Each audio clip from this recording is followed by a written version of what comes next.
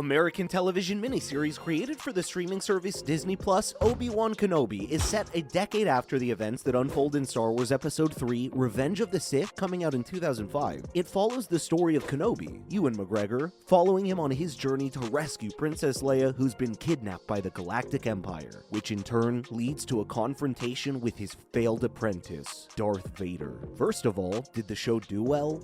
According to Disney, Obi-Wan Kenobi turned out to be the most watched series that premiered on its streaming service on its opening weekend. Another report from Samba TV says that Part 1 was viewed by over 2 million households in the United States, way past what premieres for The Mandalorian and The Book of Boba Fett could muster up. It was overall a success, with some of it due to nostalgia, even a month after it was out. Around 1.8 million people in just the US were watching it. That's record-breaking even for Disney. On the website Metacritic, the series has a positive rating of 73%, with reviews that describe it as a generally favorable show. While on Rotten Tomatoes, according to the review aggregator, has an approval rating of 83% with an average score of 6.6 out of 10. Critics from both websites do say that this isn't the Kenobi that some viewers might be hoping for, but instead is one brought to life by McGregor's soulful performance, along with some refreshing twists and turns that make it a satisfying addition to the Star Wars saga.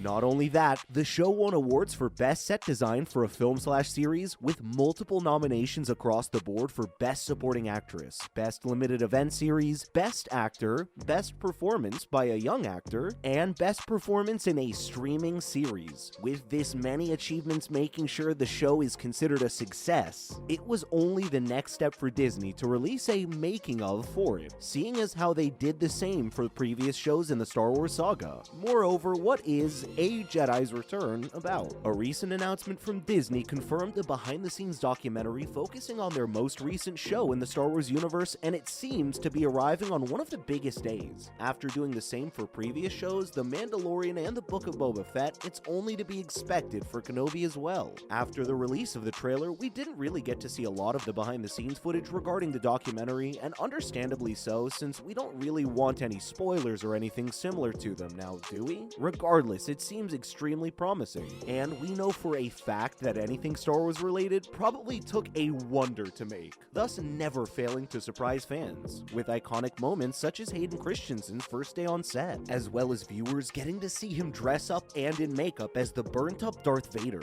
Furthermore, there seems to be a lot of moments of Ewan McGregor and young Leia, Vivian Lyra Blair, talking about the show and its production with the director Deborah Chow. All of us are hoping that the documentary itself provides some insights into what decisions were made throughout the production of the show. Though there have been no reports on the length of it, neither in press releases nor the trailer for Obi-Wan Kenobi, A Jedi's Return iOS 9 confirmed with Disney that the documentary is one single thing. Though this comes as no surprise, as all the documentaries released for shows related to Star Wars have all avoided being an episodic series. Lastly, what do fans have to say about this? All around the world, the Star Wars community has always loved it when producers would bring out documentaries showing the process of making the films and shows that fans have loved dearly for actual decades. While the majority of its fanbase is ecstatic about this announcement, a lot of them wish that Disney would instead release an entire series revolving around the production of its films and series that are a part of the Star Wars universe, which clearly shows how much the series means to its fans and how seriously loyal they are to it as well. The documentary airs on Disney Plus on the 8th of September with the title Obi-Wan Kenobi,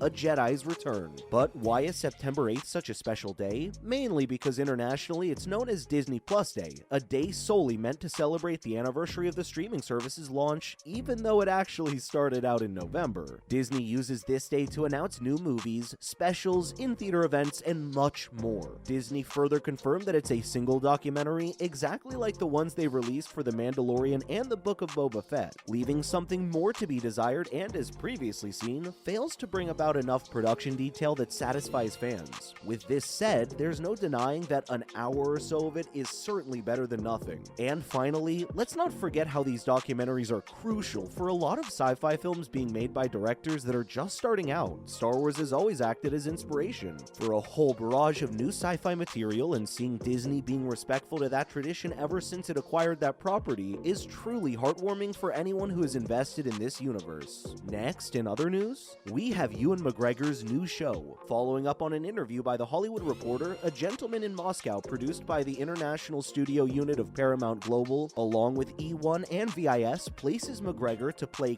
Count Alexander Rostov. Portraying the aftermath of the Russian Revolution, finds out how his shady past forces him into the wrong side of history. Furthermore, in its plot, he's spared from execution, though still has been banished by the Soviet tribunal up in an attic of Hotel Metropole, with two choices to either stay where he is forever or face immediate death.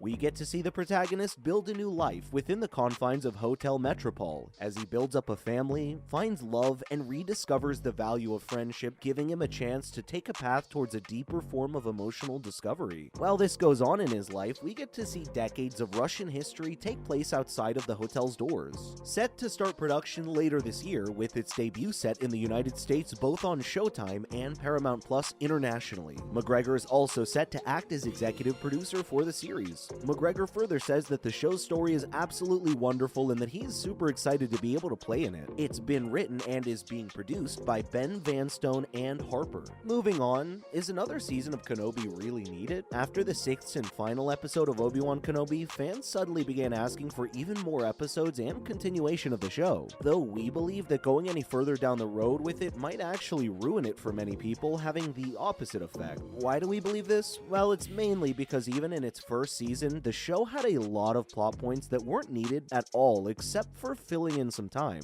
The first that comes to mind is Reva's story, which parallels that of Anakin Skywalker, which is absolutely unnecessary. Most of her screen time is spent trying to find Kenobi and getting revenge on Vader, though while her story itself is interesting and the actress gives it her all, removing it would change nothing about the show itself. Not only that, but the same pretense applies to many aspects. For example, the introduction of the Path, a system built to locate Jedi that might have survived, would again change nothing. Death of the Grand Inquisitor was also not just unnecessary, but also extremely predictable. Even the episode where Kenobi rescued Leia does very little for the actual plot of it. These minor additions to the show, while still being interesting as separate stories, actually ended up taking more out of the show than adding more depth to it, moving away from its main point, which was to see the Jedi come to terms with his past, accept life as it was, and move forward. Finally, when is the new season coming out? Though the series acted as a means for both McGregor and Christensen's return to Star Wars more than 2 decades after the prequel trilogy, that was a gateway for younger fans to immerse themselves into a galaxy far, far away.